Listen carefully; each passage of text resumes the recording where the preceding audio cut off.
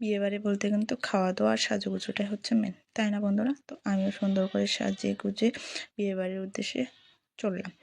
তো এখানে একটা কথা বলছি, তোমরা যারা আমার ভিডিও ইউটিউব থেকে দেখছো ইউটিউবটা সাবস্ক্রাইব করে দিও, আর যারা ফেসবুক থেকে দেখছো ফেসবুক পেজটা ফলো করে দিও। তো চলে আসলাম বিয়েবাড়িতে। এটা হচ্ছে বিয়েবাড়ির বাইরের প্যান্ডেল। বাইরের প্যান্ডেলে আমরা বসবো না, সিধে চলে যাব বউর ওখানে ভিতরে। তো বিয়েবাড়িতে এসেছি, বউকে দেখবো না, আশীর্বাদ করবো না, এটা কি কখনো হয়? তো বউকে দেখে আশীর্বাদ করলাম, তোমাদের যুগ্ম জীবন যাতে সুখের হয়। তো চলে যাব এখন খেতে।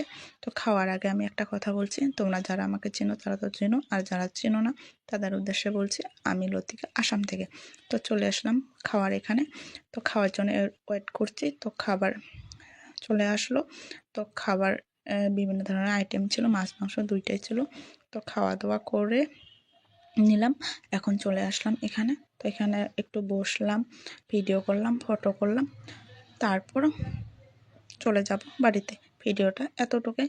যদি ভালো লাগে লাইক কমেন্ট শেয়ার করে পাশে থেকো। ধন্যবাদ বন্ধুরা, দেখা হচ্ছে নেক্সট ভিডিওতে। টাটা।